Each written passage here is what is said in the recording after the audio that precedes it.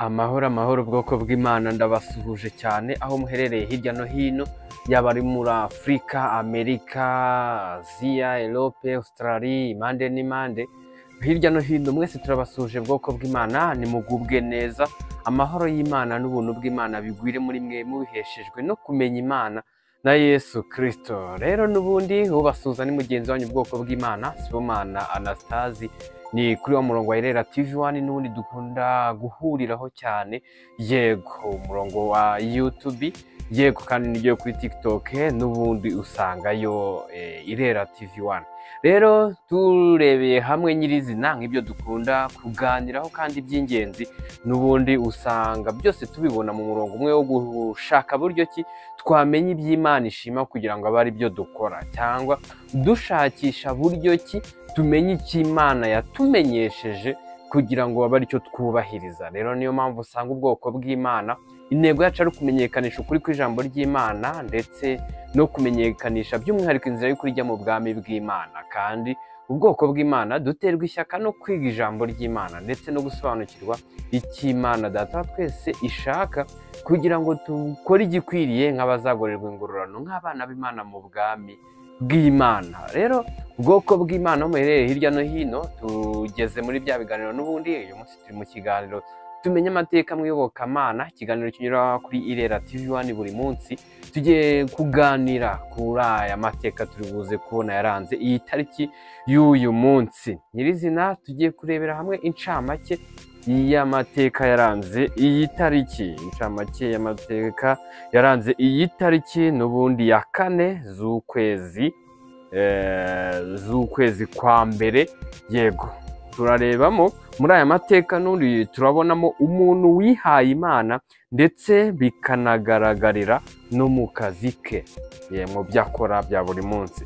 Muri kino kiganiro tumenye amateka mu iyobokamana, yego turasobanukirwa uburyo umuntu yiha Imana, ari byo bizwi ku izina kwiha Imana. Rero nk'ubwoko bw'Imana n'ubundi usanga buri gihe buri hantu kuri buri gikorwa doza umutima ku by'iwacu mu ijuru.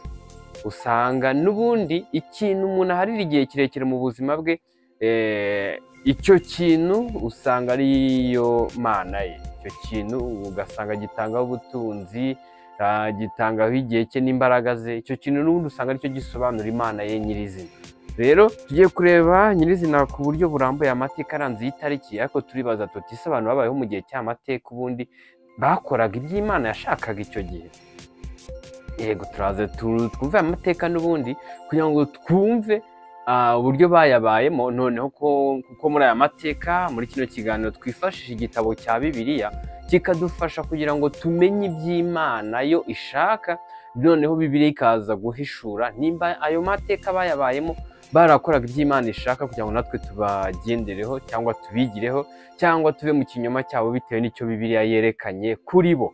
Ku buryo burambuye rero bw'aya mateka yaranze iyi tariki ya 4 z'ukwezi kwa mbere, ku byabayeho mu isi mu bijyanye n'iyobokamana, tugiye kurebaho bikeya mu byaranze iyi tariki ya 4.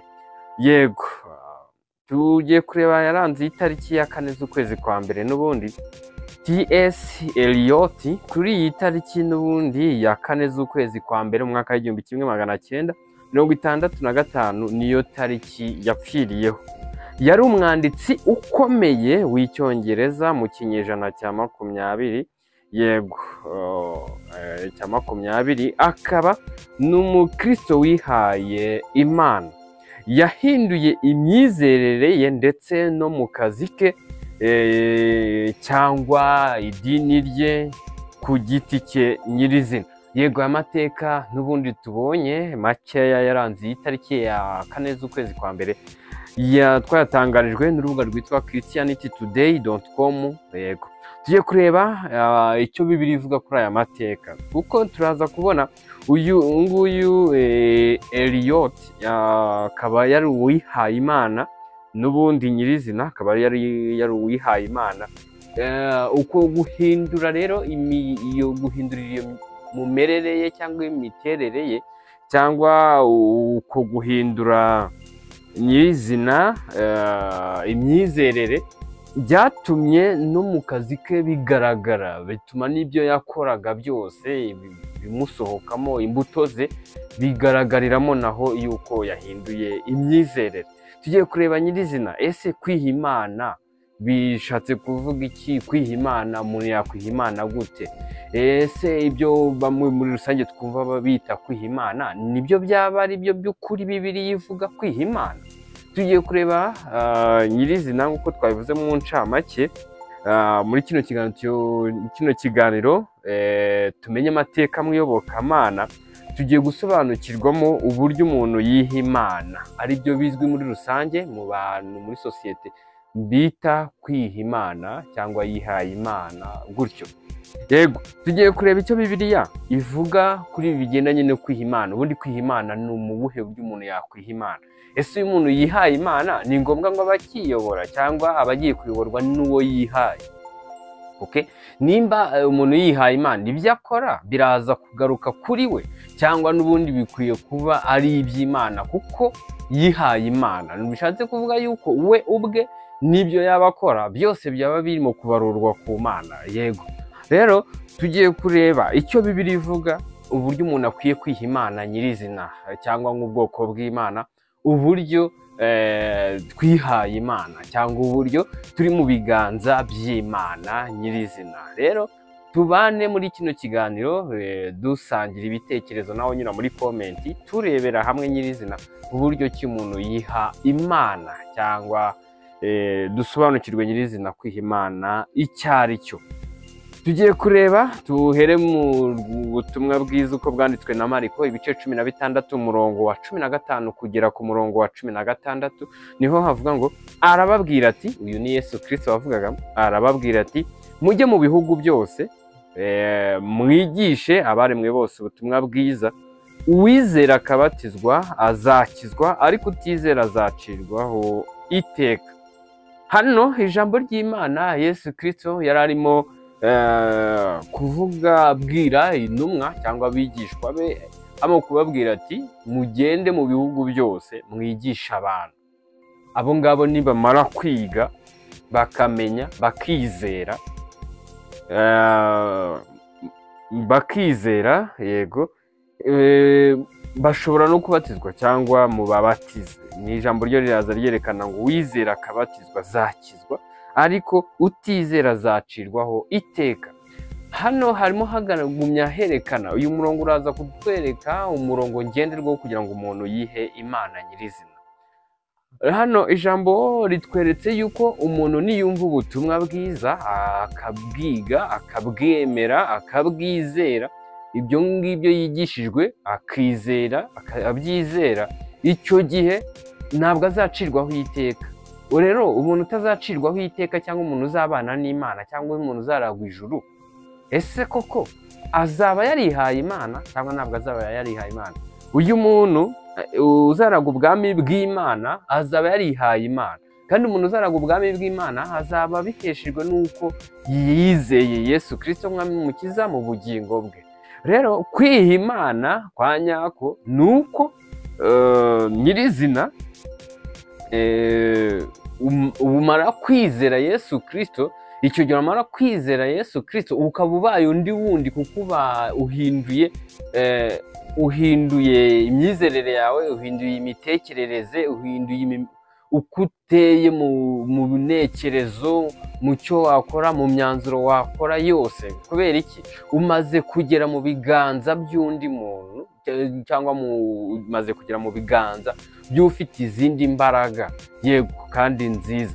Rero hano kwiha Imana uko ariko nyirizina ni ukwizera Yesu Kristo nk'umwami n'umukiza mu bugingo bwawe, kuko iyo umaze kumwizera nyirizina icyo gihe uhinduka undi wundi. Ijambo ritwereka yuko uhinduka umwana w'Imana iyo umaze kwizera Yesu Kristo kuko yapfuye ku bw'ibyaha byawe. Icyo gihe uhinduka umwana w'Imana, icyo gihe uba ubaye uw'Imana, icyo gihe uba wihaye Imana nyirizina. Rero turaje turebe nyirizina hano muri Yohana, mu butumwa bwiza bwanditswe na Yohana igice cya mbere umurongo wa 12 n'uwa 13. tugiye kureba umuntu maze kumva ubutumwa bwiza nk'uko Yesu yavuze ngo mujye mu mahanga yose mwigishe abaremwe bose cyangwa abariyo bose. Noneho abaza kwemera bakizera, abo ngabo bazaba babaye abaragwa b'ijuru kuko bamaze kuba abana b'Imana. Rero bagiye kuba abana b'Imana ariko kwiha Imana byanyabyo, yego, cyangwa n'ubundi nk'uko nta muntu uzajya mu bwami bw'Imana atarihaye Imana, ntibishoboka. Yego, nta muntu uzajya mu bwami bw'Imana atari uw'Imana, kandi uzaba uw'Imana ari uko wihaye Imana. Kwiha Imana uzabiheshwa n'iki? Uzabiheshwa n'uko wizeye ko Kristo yapfuye ku bwawe, yego, ko yakubereye igitambo cy'ibyaha byawe, wowe ukaba umwere, we akaba yarishwe cyangwa yarapfuye azize ibyaha byawe. Rero tugiye kureba hano mu butumwa bwiza uko bwanditswe na Yohana igice cya 12 kugera ku 13, tugiye kureba buryo ki umuntu yabaye umwana w'Imana. Nimba ubaye uwa runaka ni ukuri we uruwe, yego. Rero urabuwe kubera ko agufite, yego, kuko agufite. Rero uko turimo kurebera hamwe igisobanuro cyo kwiha Imana icyo ari cyo, nawe ariko tutakuniganya ijambo uranyura muri komenti ubitugezeho uko ubyumva nuko ijambo ribivugaho, dore ko ubwoko bw'Imana nyirizina turebe iki ijambo ry'Imana ribivugaho byanditswe muri Bibiliya. Handitswe ngo icyakora bamwemeye bose bakizera izina rye yabahaye ubushobozi bwo kuba abana b'Imana.